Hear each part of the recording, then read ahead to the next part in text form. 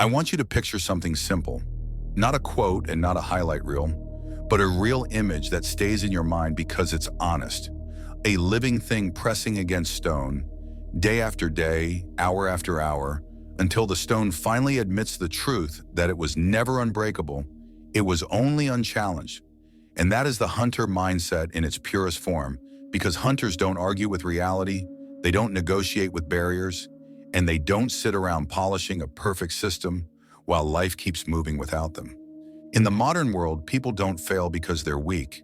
They fail because they cling to structures that once made them feel safe, and they keep clinging even after those structures become cages, because cages feel familiar, and familiarity feels like control, and control feels like safety, even when it's slowly killing their edge.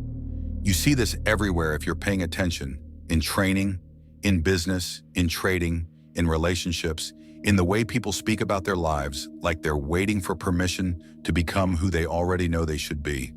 Because they worship a method, they memorize a routine, they repeat a pattern, and they call it discipline.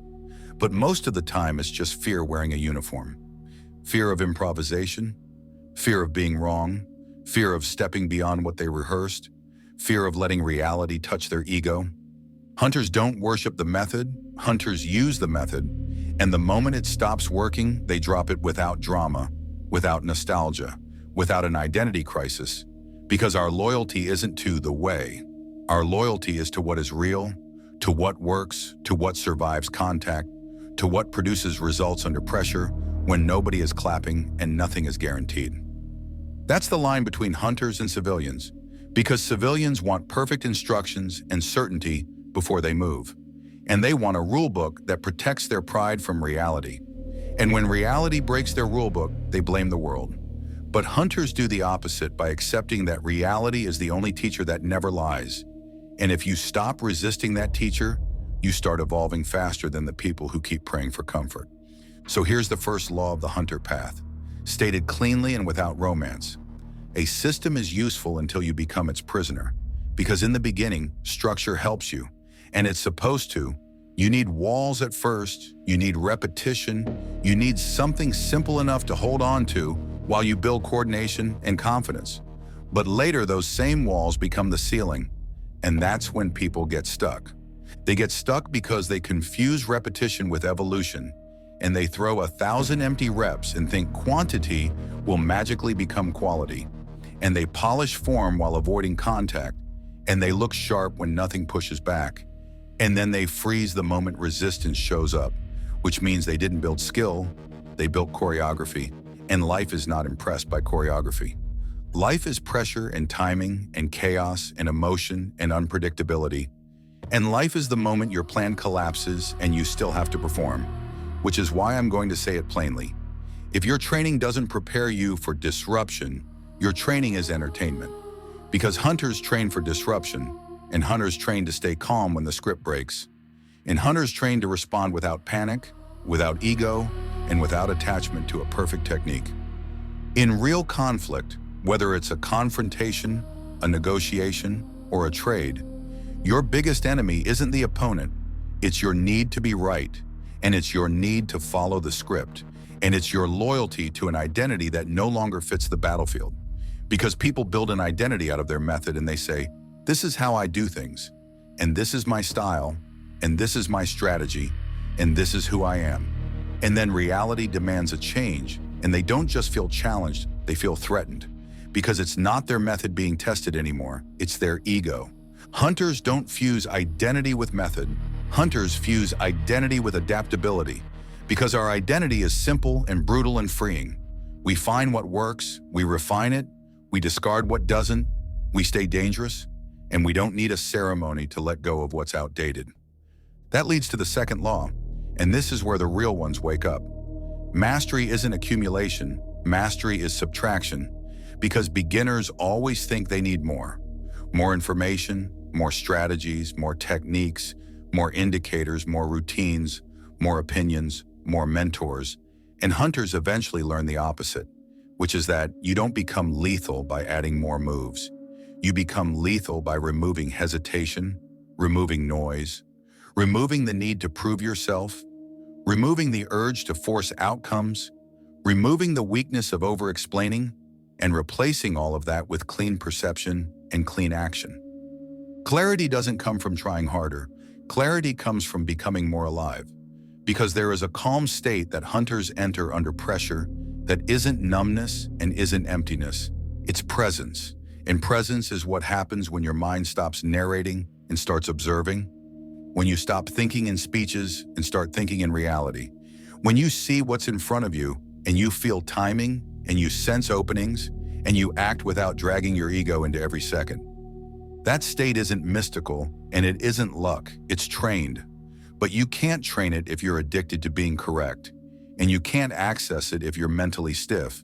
And you can't enter it if you treat life like a test you're terrified to fail. Because hunters treat life like a hunt where you don't need certainty to move, you need awareness and commitment. Here's a simple proof you can feel in your body right now. Because your nervous system tells the truth before your mouth does. Clench your fist as tight as you can and notice how the tension doesn't stay in your hand. It climbs into your wrist, your forearm, your shoulder, your jaw, your breath until your whole system stiffens, and now release it slowly and notice what returns the moment you let go. Speed, sensitivity, control, flow. Because that is the difference between the average mind and the hunter mind, where average minds cling and hunters release and strike. Average minds grip the plan and hunters grip reality. Average minds freeze in uncertainty and hunters move inside uncertainty.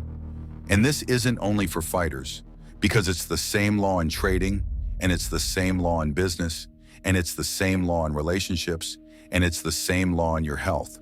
Because markets punish rigidity and reward alignment, timing, risk control, and execution, and a rigid trader forces trades while a hunter waits, watches, and strikes. And a rigid trader marries a bias while a hunter reads the environment and adjusts. And a rigid trader needs to be right while a hunter needs to survive long enough to win. The same is true in business where a rigid leader needs everything to go according to plan, but a hunter leader adjusts the plan the moment reality speaks because the world changes and the hunter adapts. And if you can't adapt, you can't lead, you can only cope. Now we have to talk about the enemy that dresses like comfort. Because comfort is the most seductive cage on earth, and comfort whispers, do it tomorrow, and stay consistent with what you already know. And don't disrupt your routines, and don't embarrass yourself by trying something new. And comfort turns potential into a museum piece. But hunters don't worship comfort. Hunters use rest strategically and then return to the mission. Because hunters understand that your edge is either sharpening or rusting every day, and there is no neutral. And this is where the hunter movement matters, because this path can feel lonely if you think you're the only one living like this. But you're not, because hunters are spread across the world in different time zones and different cultures and different arenas. But the same mind lives behind the eyes. So some of us are deep in stoicism, practicing calm under pressure and emotional discipline. Some of us are traders building execution, patience, and risk control. Some of us are in the gym forging strength and consistency. And some of us are building businesses, learning strategy, negotiation, and leadership. And it's different arenas with the same code. When hunters meet, even online, even in a community, you can feel the difference immediately because it's not hype and it's not fake motivation, it's alignment. And it's a place where people don't mock discipline, they respect it, and where people don't celebrate excuses. They celebrate standards because a hunter doesn't need everyone to understand him. He needs a few who do, and those few keep the blade sharp when the world is trying to dull it. So here's the challenge that turns this from words into transformation, because if you can't apply it, then it's entertainment, and you're not here for entertainment. Find your stone, meaning find the place where you're rigid, the place where you're repeating a pattern just because it's familiar, the place where you're staying correct instead of staying honest. Because maybe it's your training where you look good in practice but avoid pressure, or your work where you play safe because you don't want to be judged, or trading where you keep forcing trades because you need dopamine, or relationships where you keep repeating the same dynamics because at least they're predictable. That predictable pain, that familiar limitation, that stone, and inside you is the force that breaks it, not by exploding once and calling it a breakthrough, but by growing daily in a way that is patient, persistent, and unstoppable. Because the real transformation is quiet and it's earned. Tomorrow morning, before you touch your phone, take 30 seconds and observe your mind without controlling it, because you'll see what it reaches for: distraction, comfort, excuses, fear, and then choose one action that proves you're not owned by that impulse. One action that moves you forward. Not a giant leap, just a clean step, because hunters don't wait to feel ready. Hunters become ready by moving. Over time, those clean steps create a new identity that isn't built on performance, but on truth, and isn't built on attachment, but on adaptation, and isn't built on chaos, but on calm, and isn't built on moods, but on standards.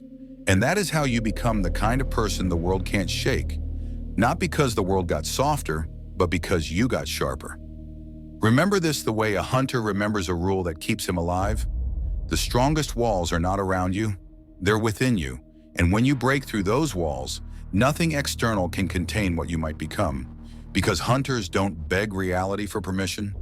We grow through stone, we stay present, we adapt, and we act with clean intent when it's time. And that is the code, and that is the path. And now you go live it.